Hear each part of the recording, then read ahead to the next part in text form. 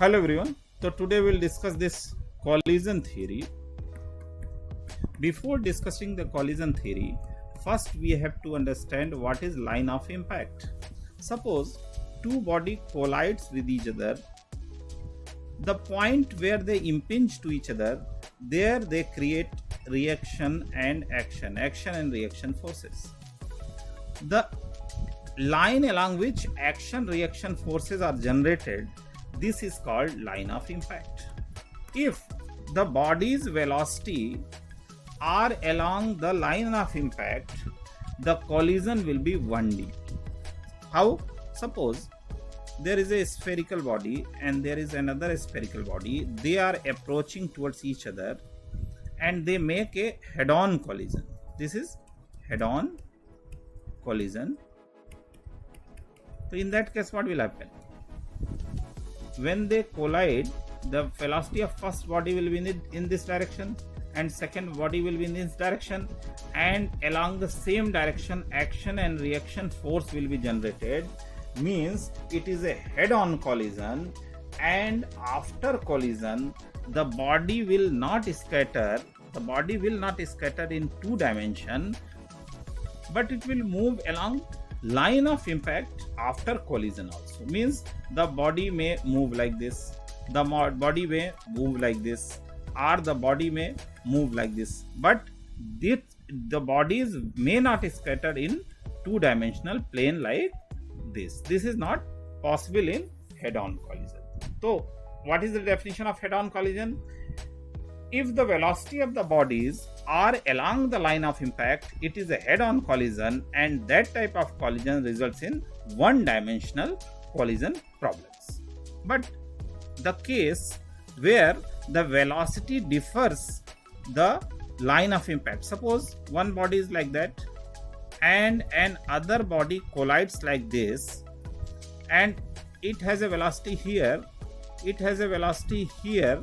and line of impact is this line where action reaction force are generated. So you see the line of impact is differing with the velocity of the bodies. Such collisions are known as oblique collision, and these collisions convert into two-dimensional problems. Means body will move in 2D plane with some angle with each other. In head-on collision, the body are moving parallel or anti-parallel to each other, but in oblique collision, the body may move with some angle to each other, and collision problem converts into 2D problems. So after this, now we will understand what is the laws that deals with collision problem. No matter 1D problem, head-on collision, or 2D problem, oblique collision. So let us see that. Suppose two bodies, they are moving with velocity u1 and u2. After collision, their velocity becomes v1 and v2. The first law which deals with collision is conservation of linear momentum.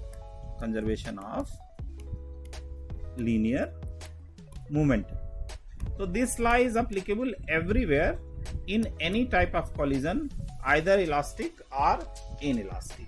Why this law is applicable? During collision, the action reaction force among the two bodies, they are internal forces, and the whole system taken as a single unit, there is no external force acting on this system. That's why the system linear momentum will be conserved. Means before collision, what is the momentum of the system? After collision, the same will be the momentum of the system. So what equation you will get? Before collision, what is the momentum? Just write down m1 u1 vector plus m2 u2 vector is equal to m1 v1 vector plus m2 v2. The equation holds good for both 2D problem or 1D problem. Here I have shown 1D figure, but since vector is there, we need not to worry about head-on or oblique collision, because vector will automatically take care for that. In 2D problems, you have to divide the velocity component along x-axis and along y-axis. Along x-axis, separate linear conservation of linear momentum equation will be there, and along y-axis again separately we will apply the same law. So this is the first law and very important tool to handle collision theory. Second law is a scalar equation, that is Newton's experimental law. This law first define a collision parameter. Suppose two bodies, they collide and along the line of impact they impinge to each other. That's why reaction force over each other is generated. This impinging parameter has one quantity, that is E, known as coefficient of restitution. So this E value depends upon the elasticity properties of the two bodies colliding to each other. This coefficient of restitution is defined as, or this is calculated on the basis of velocity of separation divided by velocity of approach. What does it mean? Yeah, just modulus of it. It's a scalar equation. What does it mean? Means before collision, with what relative velocity the bodies are approaching to each other, and after collision they will not approach, they will depart from each other. After collision, with what relative velocity they separate out, their ratio is known as coefficient of restitution. This is a scalar equation, means its value is a numerical value. That's why modulus is used here. Correct? But one thing is noted here, this law can be applied only along line of impact. So we have to see the velocity of separation along line of impact, and we have to see the velocity of approach along line of impact to calculate E value for a particular collision. Based on E value, the collision can be defined in three types. The first one is E is equal to 1. If E is equal to 1, what means what? Velocity of separation is equal to velocity of approach. Means just write down E for this 1D collision that I have drawn here. E is equal to modulus of velocity of separation. This will be V1 minus V2, and divided by velocity of approach will be U1 minus U2. It's modulus, it's a value.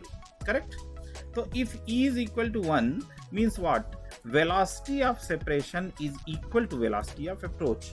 The relative velocity with which the body moves towards each other is equal to the relative velocity with which body departs each other after collision. After collision, they will not approach to each other, but they will depart from each other.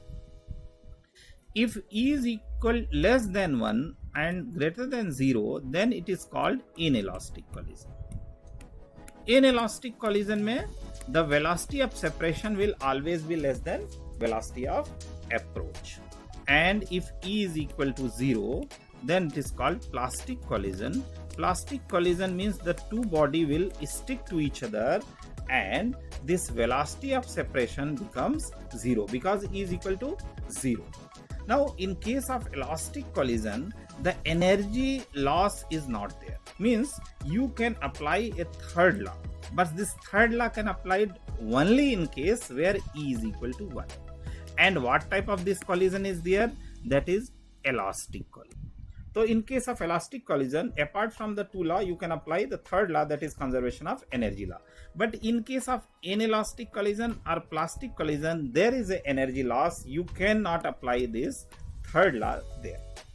So this is all about theory for collision problems.